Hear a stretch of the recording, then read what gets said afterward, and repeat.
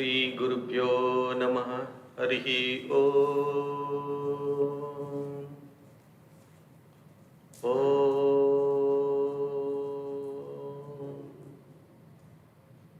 Om.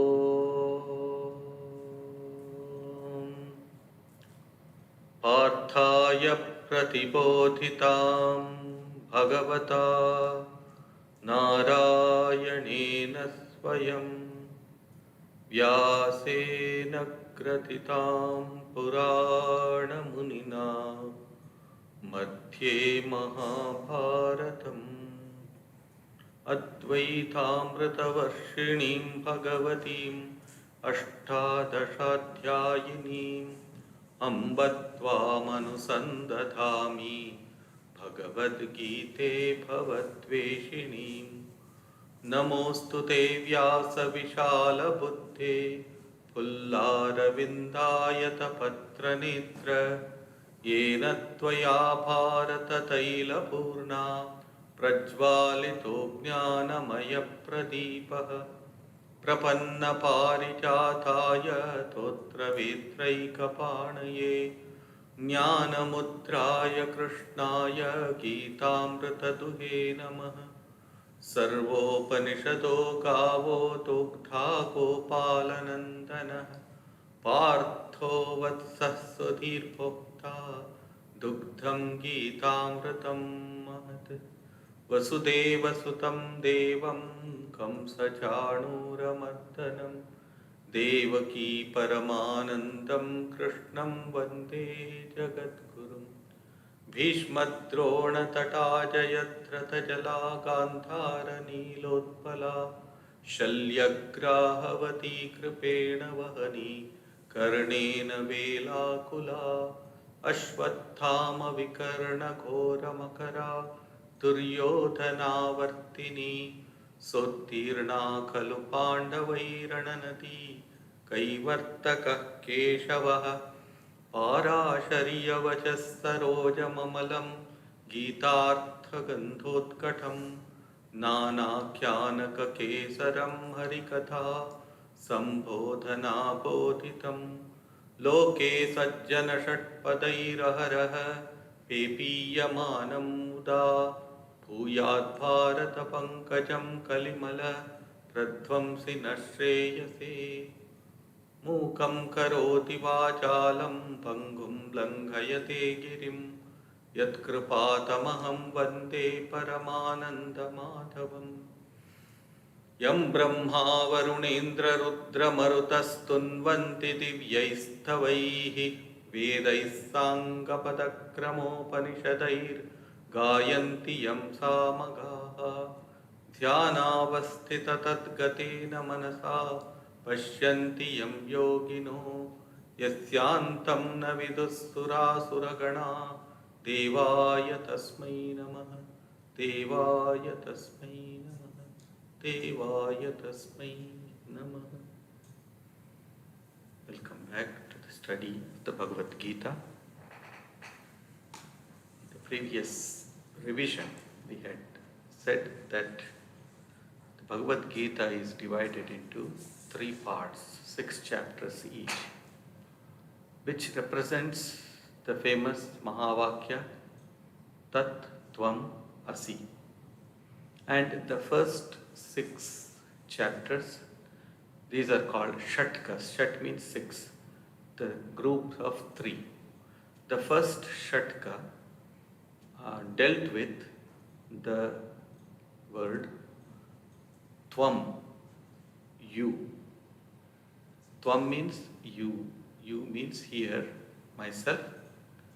Jagat, myself as part of this world, universe, Jagat.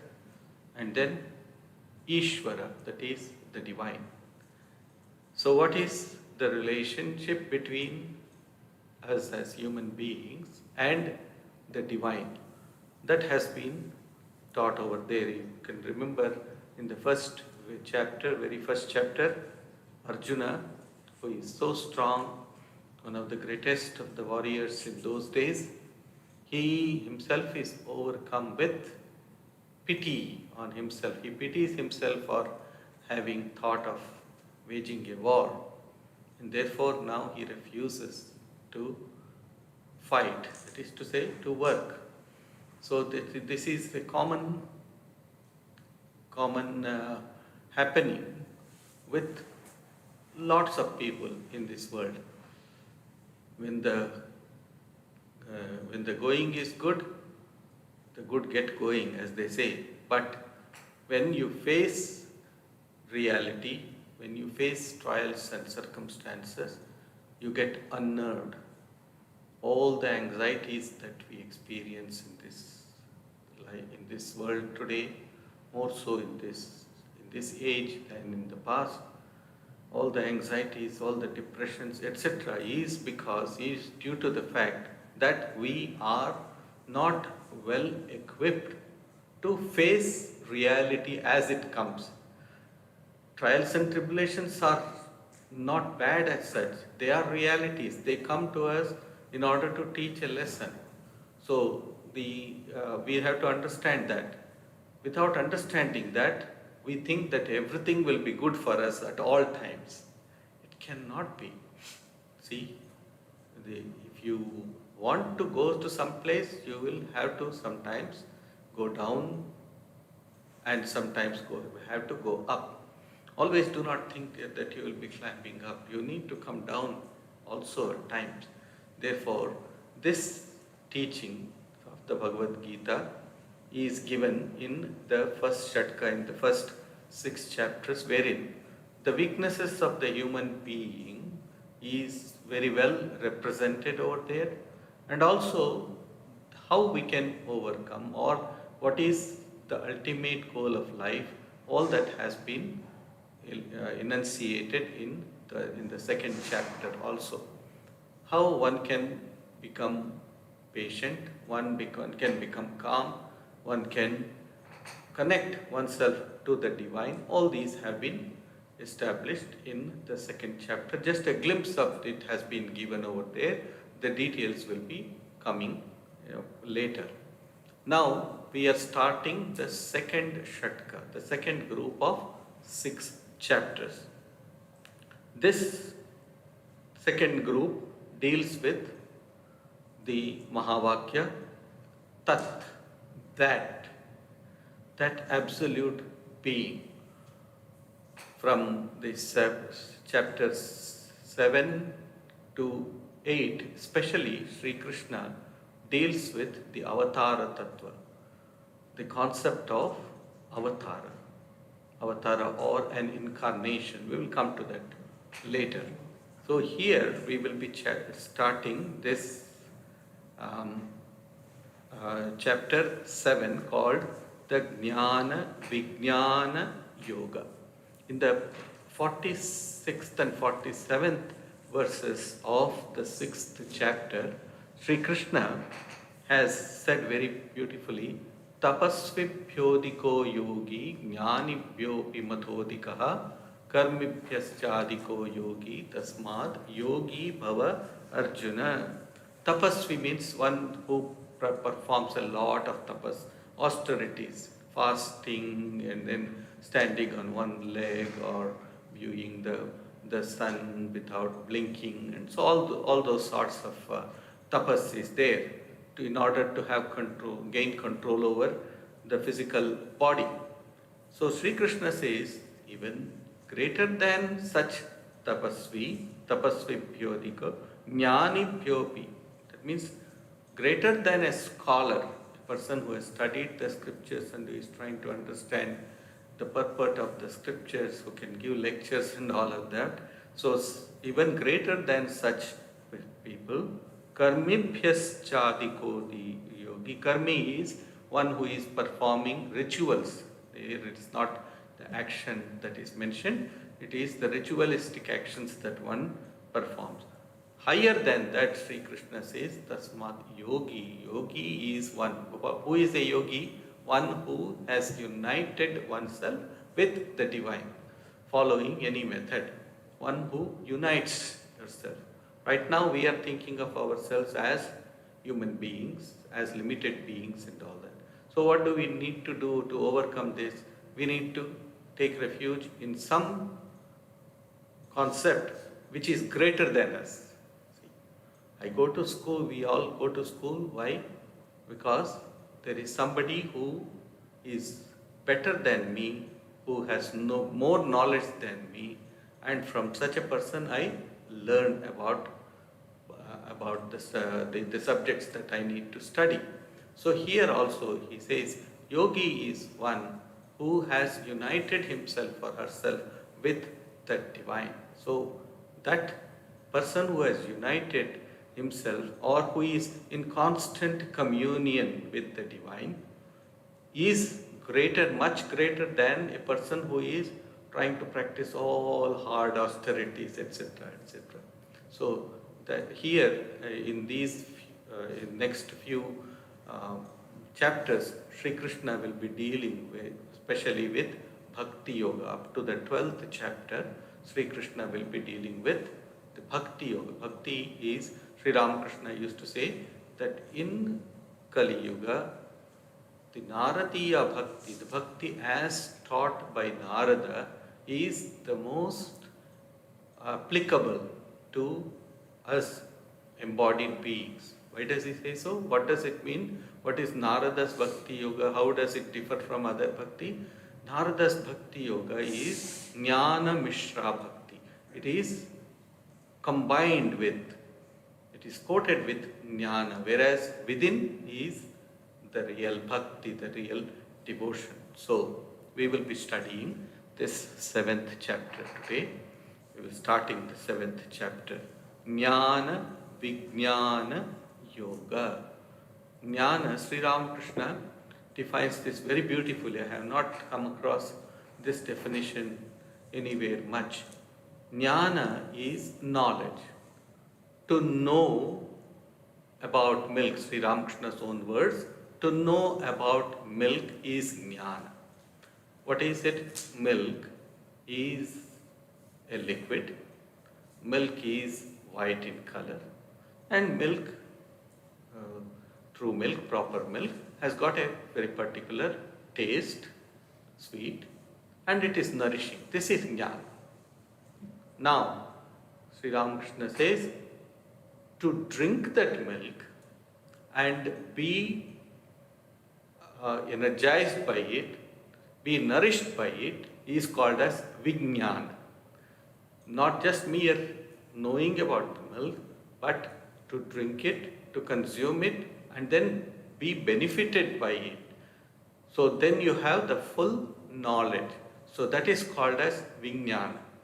Now science is also called as Vijnana, but truly science falls short of this term Vijnana, because there is no other equivalent word. Therefore science has been called as Vijnana. Vishesha Jnana, that means special knowledge, is known as Vijnana.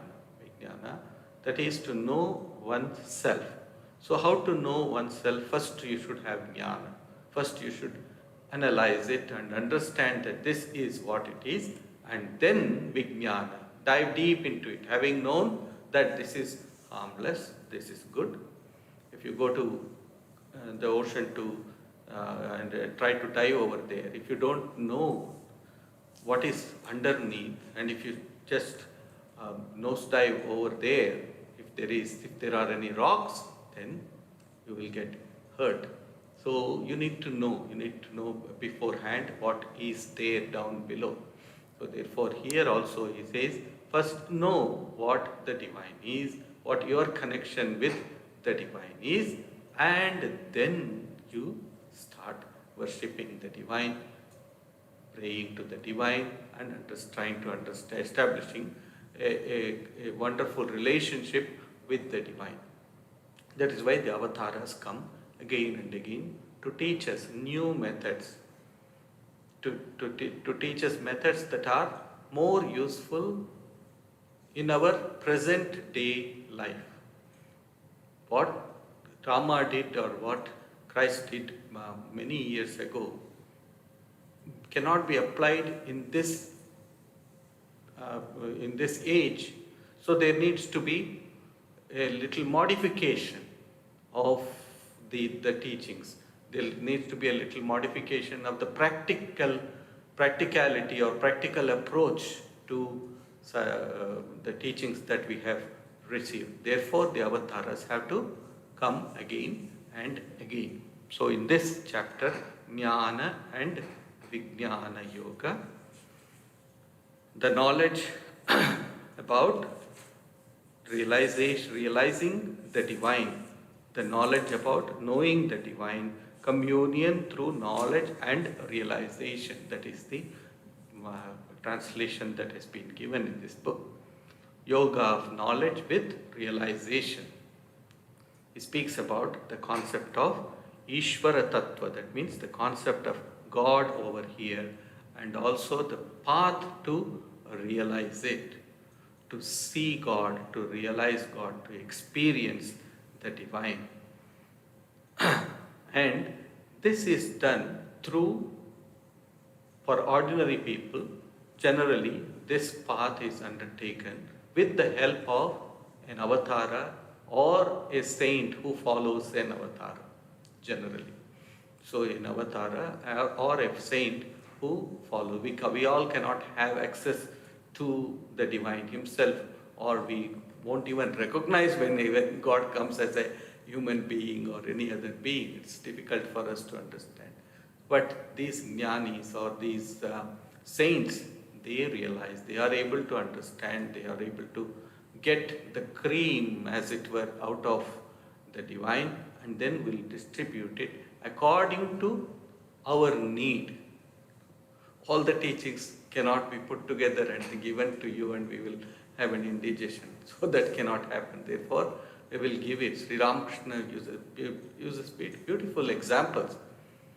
He says, because he was from Bengal, he was very familiar. Fish is a very staple over there. So he used to give that example, that a mother has got 3 children and the youngest one has a very weak stomach, is unable to digest strong food. So she brings a fish, cooks the fish and gives the fish soup to the youngest child. And then he says, a slightly older one, she gives something which he can or she can digest. And then to the oldest one, who can digest anything that is given, she will give the most fattiest part of it or the most difficult part to digest. So in the same way, these saints or avatars through their saints, they give us whatever is essential for us, not more than what is essential. They will just give as much as is essential, and once you are able to digest it, then they will take you further and further. So this is the Avatara Tattva that we will study it a little more. We are all endowed with these three qualities. We can call it qualities or 3 natures that we all have. The nature of feeling, that is emotion. The nature of willing. We all are endowed with an indomitable will which we need to exercise. And then we are also endowed with the nature to act. Feeling, willing and acting. These are the 3 important natures or the 3 important features in our life, and we exercise them as and when they are required. And Gita is such a comprehensive scripture wherein it nourishes all these 3 and much more. If there is anything more, it will nourish that also. So all these 3 are combined. If we want to lead a very balanced life, it is very important for us to have all these 3 in proportionate measures, in proportions, wherein we can function normally and we can function effectively. Not just normally, but we can function effectively. So feeling, willing and acting. These three, action. All these three have to be combined in our life and must be utilized or used in a manner that is appropriate. So Gita gives to us these three great gems or these three great teachings of bhakti, jnana and yoga. Bhakti, jnana and yoga. All these three, Swami Vivekananda beautifully says, for a bird to fly, it needs three things. It needs a propeller that which goes forward, makes you go forward, the beak or the nose or the head, and then it needs the two wings, and it also needs a tail which acts as a rudder. It moves. Rudder is important. All these three are necessary. So these three things are very beautifully combined here or given to us in this great scripture of the Bhagavad Gita. Emotion is very much essential. Feeling is essential. But it must be tempered with practicality and reasoning. Otherwise, emotion sometimes it runs wild. If it is let loose, it will run wild and it will, instead of being a help, it will destroy you. It will destroy you. Emotion is very important for us to control our life. It is very important to have a hold upon this emotion. So, I will read from a book by Swami Tyagishananda ji. He says, Bhakti Yoga may be devotion to God with form or without form. The one God is like ice and the other is like water. He gives the example. There is the ice in the ocean, there is the ice, and then there is the water also. So Sri Ramakrishna used to say that the ice melts when there is light warmth. In the same way, through loving devotion to the divine, the Nirvikalpa, Nirakara, Brahman without any attributes is like the block of ice. It melts as it were and becomes useful to us in our daily life. That's why he's saying the one God is like ice and the other is like water. God, the Brahman, Nirvikalpa, Nirakara Brahman is equated to a block of ice, and then water is equated to an avatara. The one is like electricity and the other sound or light produced by it. One is like energy, the other like matter. One is like people going beyond Kedar to the eternal snows, never more to return. The other is like the salt doll trying to measure the depth of the ocean, but it goes and merges there. Both lead in the end to the complete merging of individuality. My little I merges in the divine. But the former is easier as it is more concrete, the latter less easy as it is more abstract. A mighty developed mind experienced in abstract thought is a prerequisite. You need to have some abstract thought to the conceiving of an abstract God. That is why the ninth, called the former type of bhakti yoga, Rajavidya Rajaguhya, this is the ninth chapter. There he says, Kartum Avyayam. And in this chapter he says, Mayi Aveshya. That's how he starts it. Maya Saktamanah Partha, etc. And he cites from the Gospel of Sri Ramakrishna. He says, the king lives beyond the 7 gates, to see whom A visitor has to pass through many officers and gatekeepers, parents, guru, rishis, avatara, devas, and Saguna Brahman, etc., are all gatekeepers to Brahman. And he says, as to how devotion to Guru gradually transforms itself into realization, he says, he who is the Ishta, my dear God, appears in the form of the Guru. The aspirant practices meditation on a corpse. These are from the Gospel of Sri Ramakrishna. When he obtains the vision of his chosen ideal, it is really the Guru who appears to him and says, this is that Tattvamasi. That is to say, he points out to the disciple his Ishta. Uttering these words, the Guru disappears in the form of the chosen ideal, the Ishta. The disciple no longer sees the Guru.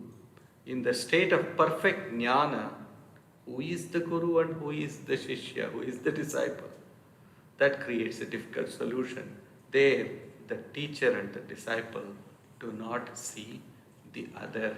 So here he is trying to describe to us the avatara tattva, the concept of an avatara. So let us begin the 7th chapter. Maya Sri Bhagavan Uvacha, the Blessed Lord said, Maya Sakta Manah Partha Yogam Yunjan Madashrayah Asamshayam Samagram Mam Yathagnyāsyasi Tachranu. Sri Krishna says, Mai Asakta Manaha Partha. Mai Asakta Manaha. Asakta means absorbed. Asakta Manaha, one who is absorbed in love in me. Mad Ashrayaha, resigned to me. Yogam Yunjan, practicing communion, practicing this yoga. How? Yatha, how? Madashraya, Mam Samagram Asamshayam Jnasyasi. How? Without any doubt, in fullness, one can know that you hear from me.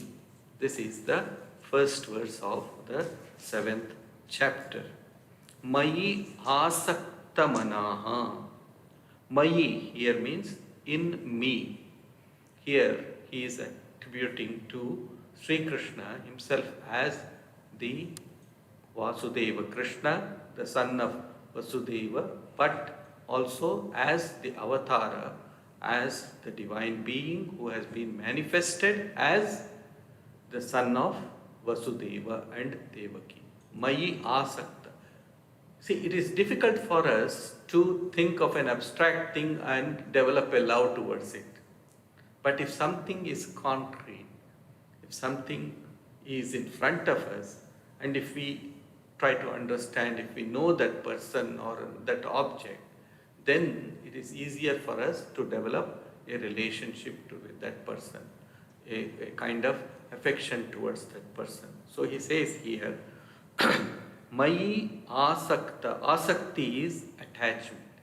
It is better to have asakti towards a saint or an avatara than to have an asakti towards this physical body that we have. So here he says, Mayi asakta. Yes, it is essential for us to know, have some attachment to our body. We should know what is happening. But if we can develop this attachment, if we can detach our mind from this little body-mind consciousness or body-mind complex and place it on the divine, it is much more rewarding. That's what he is trying to say to us. Mayi asakta manaha. Attach yourself to me. That means to the divine.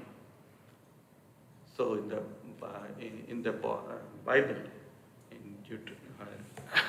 in the Deuteronomy, it is said, For the Lord thy God is a consuming fire, even a jealous God. That means God does not want us to divert our attention anywhere else. He wants us to divert our attention to Himself. That's why He says, I am a jealous God.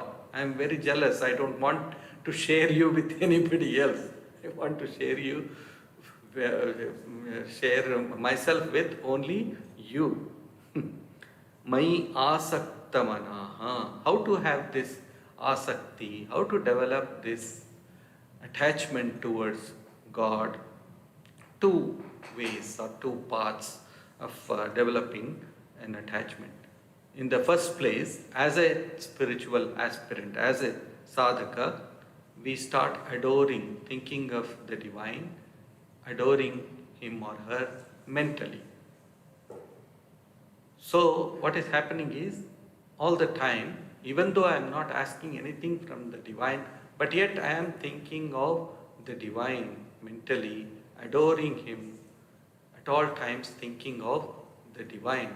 Sri Ramakrishna used to say that think of the divine as your child. Think of the divine as your husband or your wife. Whatever path you want to choose one path and stick to that path. That is one method. That means God is my very own, and I attach myself to the divine. At all times I am attached to him or her. And then the second is create an attachment by thinking that the God is all pervading. He is in you, He is in me, He is in everything, in all beings. He is there everywhere. So therefore, God belongs to all. The divine belongs to everyone. Believing this, having trust in this, one starts thinking of the divine, one starts chanting the name of the divine. This is where the Nama Japa becomes very efficacious. Means you keep on chanting the name of the Lord, you sing the glories of the Lord, and keep your mind constantly in the thought of the divine. Patanjali says, avachinna taila dharavat. How should your remembrance should be avachinna taila dharavat. Chinna means cut off, torn. Avachinna means that which is continuous. Taila dharavat, when you pour oil from one container to another container, what is happening? There will be a steady stream of oil flowing. There is no cut if it is good oil. So there is no mixture over there. So it is flowing continuously. Keep on flowing. It will keep on flowing. In the same way, avachinna taila, you can keep on doing other things, but yet if your one part of your mind is with God, then this wonderful Sri Ramakrishna's beautiful words, he says, while you are in the world, perform all of your actions with 90% of your mind in what you are doing, and keep the 10% of your mind in God. It is possible. We are all nowadays, especially in this world today, we are all multitasking people. We can do that. We can keep one portion of our mind in God, and then we can keep working. All the mothers and all the parents know that, even while they are doing all their work, a portion of their mind is always on their children. What they are doing, it's always there. So in the same way, you keep your mind, one portion of the mind, replace that child maybe with the divine, and keep on doing all your action. Then Sri Ramakrishna says, once your action is finished, you're done, then you keep that 10% your mind on the world and 90% on God. Or rather, he says later, keep your whole mind on the divine. Still, you might have to keep something with the world in order for us to deal with the world. It's also essential. So here he says, Mayi asakti. This is how I can develop Asakti means attachment to the divine or attachment with the divine. Mai asakta manah partha. Then he says, Yogam yunjan.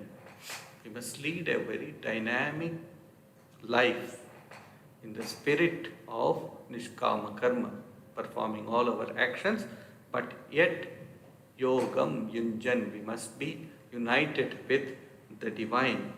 So one of the commentators says, what is yoga? Yoga is real affinity with God, real love. I love God more than anything else. That kind of a affinity with God. God is my very own, and I keep all my mind with God. Yogam, real affinity. And yunjan means acceptance of that affinity constantly, instead of affinity with the body, thinking that I am a puny little human being. Instead of that, think of myself, yourself, as a part of the divine. I am a part of the divine. That is my real identity, not this body, not my name, not my fame, etc., etc.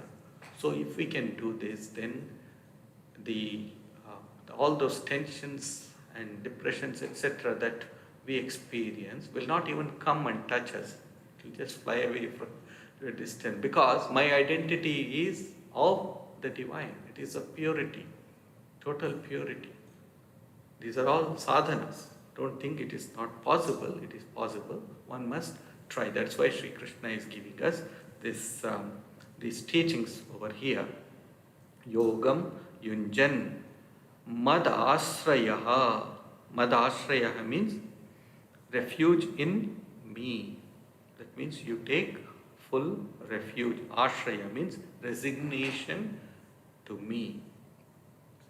If you are resigned to the divine, then you don't have anything else, anything more to give to any other thing. If I have given myself completely to something, I do not have any residual, isn't it? I am not given to anything at all. So the story is said about Gandhiji. Some insurance man once went to Gandhiji and he told him, "Sir, you should have life insurance." Insurance was new in those days, and you should have a life insurance. So Gandhiji said, "Look here, my insurer is the Lord Himself. I have taken refuge in Him. So why should I bother about anything at all? He will take care of whatever is essential." Once some Kaviraj or some very famous doctor came to treat Madan Mohan Malviya, another great freedom fighter. And so he got cured of it, and Gandhiji had some ailments of his own.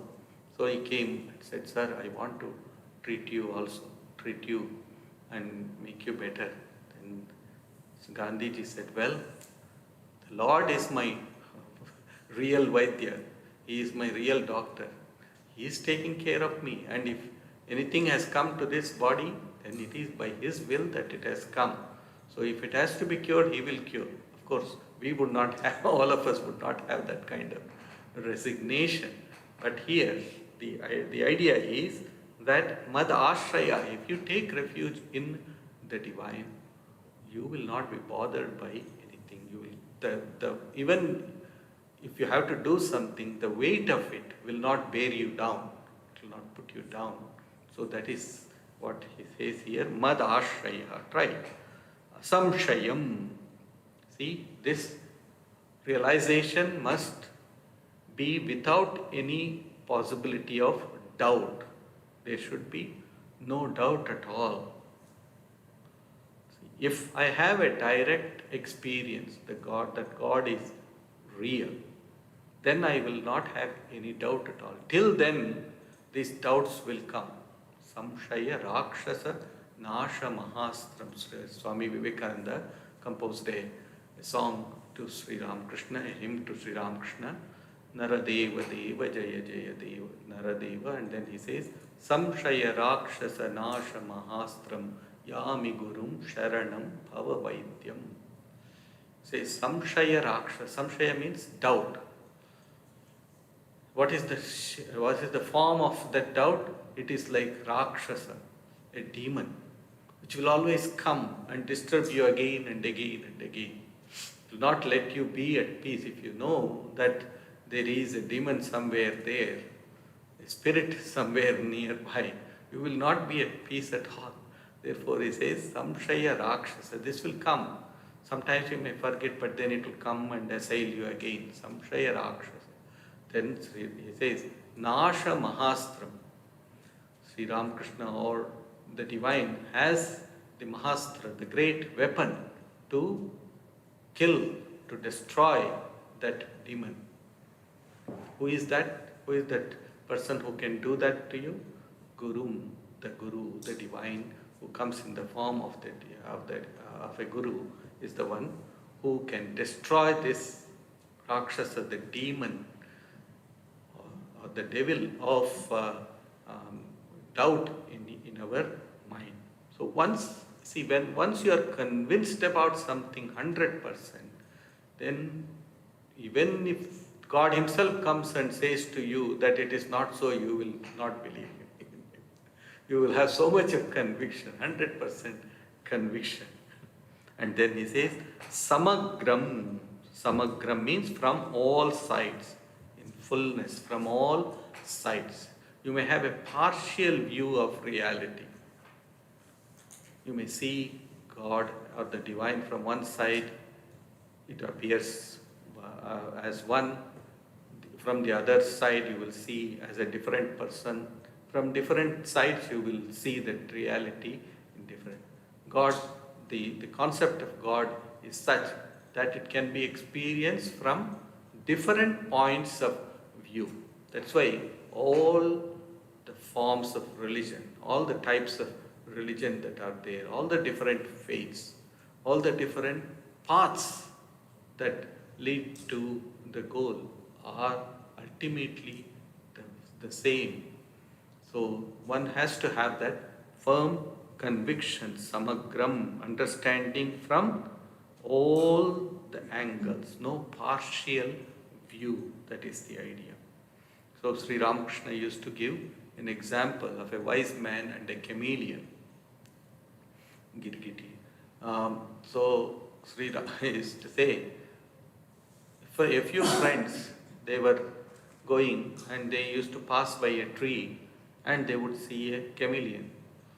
So once they had gathered together and they said, have you seen that chameleon? Yes, I have seen that chameleon. One said, well, that chameleon is of a beautiful red color. Another said, no, you have not seen it at all.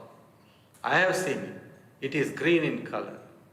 The third one went and said, no, it is blue in color or light blue in color. So they went on arguing about it and they could not arrive at a conclusion.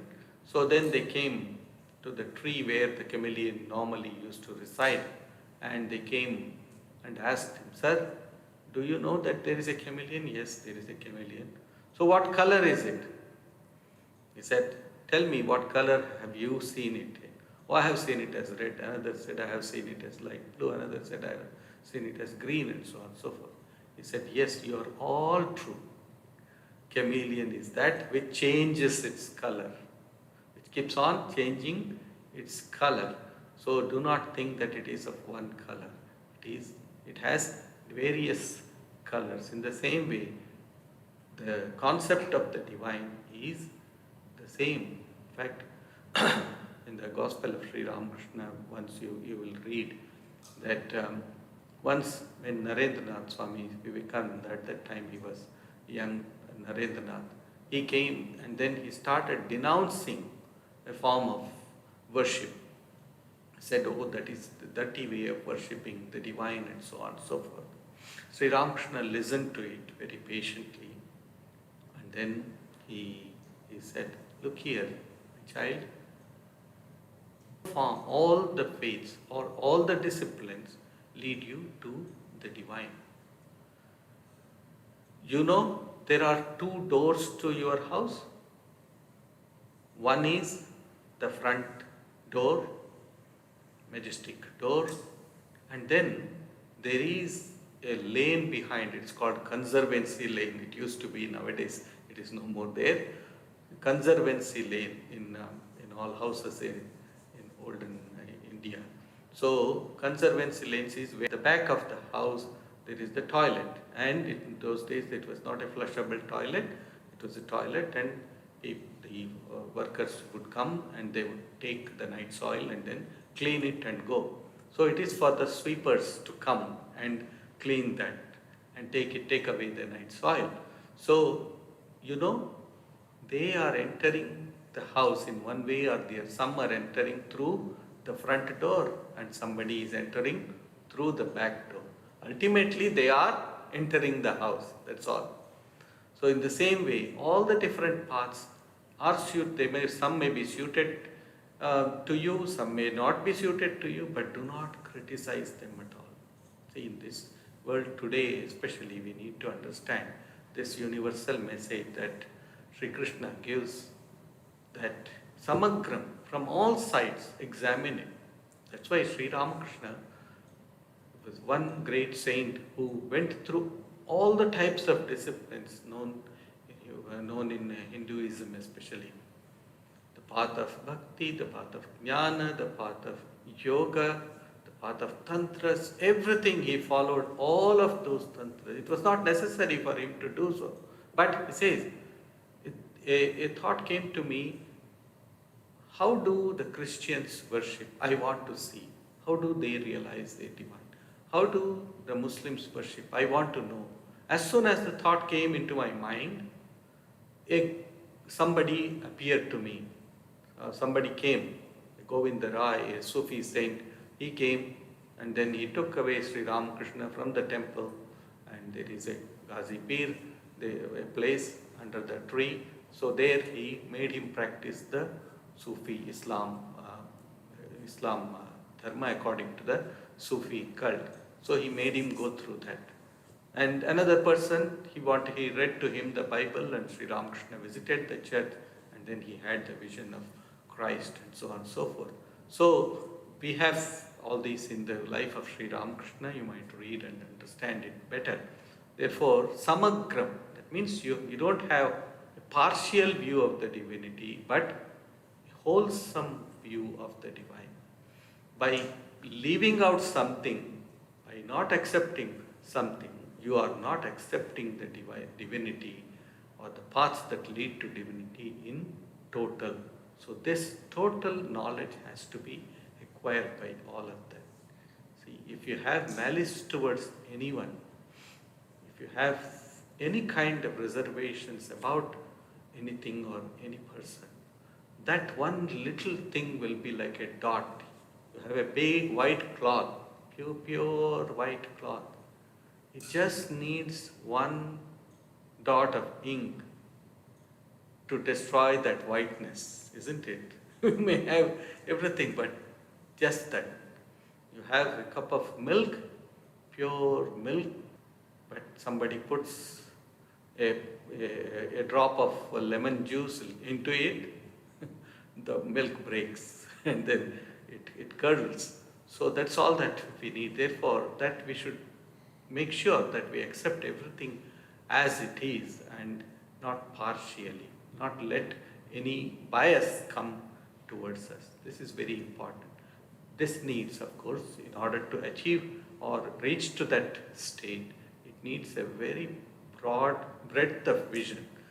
Broad vision is essential, and of course, the conviction, that is the jnana vijnana here, that conviction that the divine is true, he is the life, he is the sole support of my life. Once that conviction comes, then you will not bother about other things. All the dogmatism doesn't even touch you. It will not even reach your place. That is the idea that Sri Krishna gives to us here.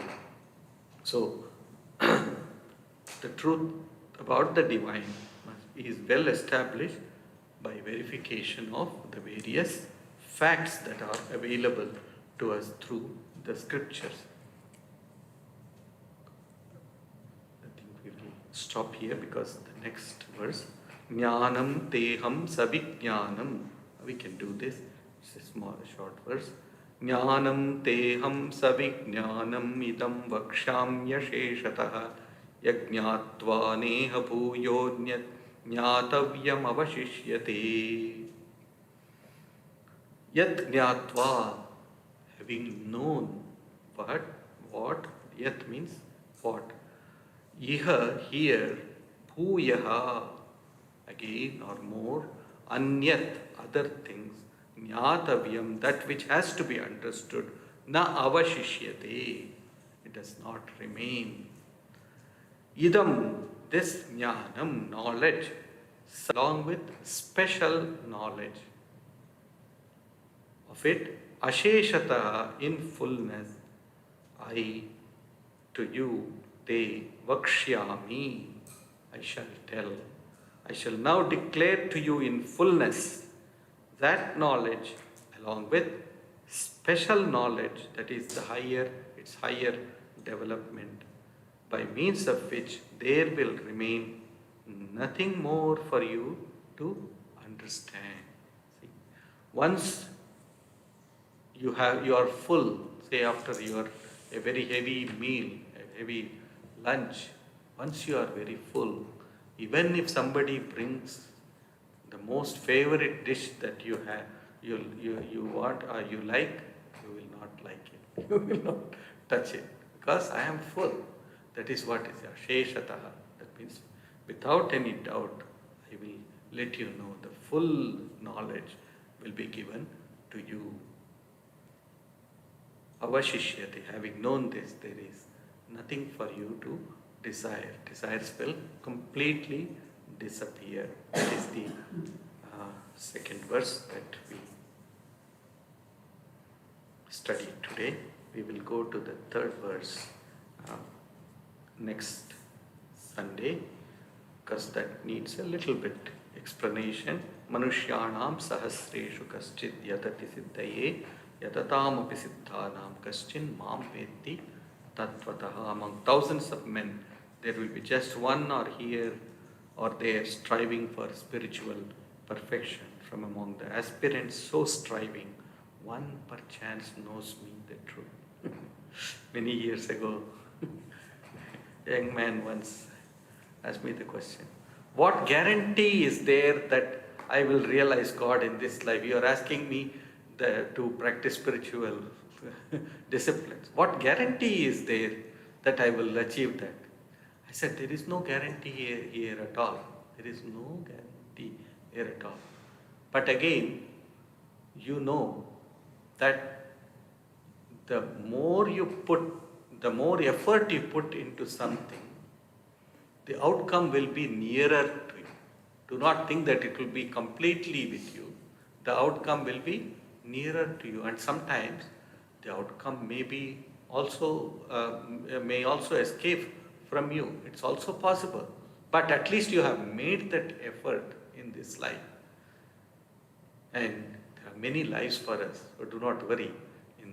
What you have done in this life will stay for the next life. So he was not very convinced about it. I could see that, but at least he was not as adamant as he was in the beginning when we said that we should practice spiritual disciplines. Om Shantakaram Bhujagashayanam Padmanabham Suresham Vishwadharam Gaganasudrisham Megavarnam Shubhangam Lakshmikantam Kamalanayanam Yogiridhyanagamyam Vande Vishnum Bhavavayaharam Sarvalokaikanatam. Om Shanti Shanti Shanti.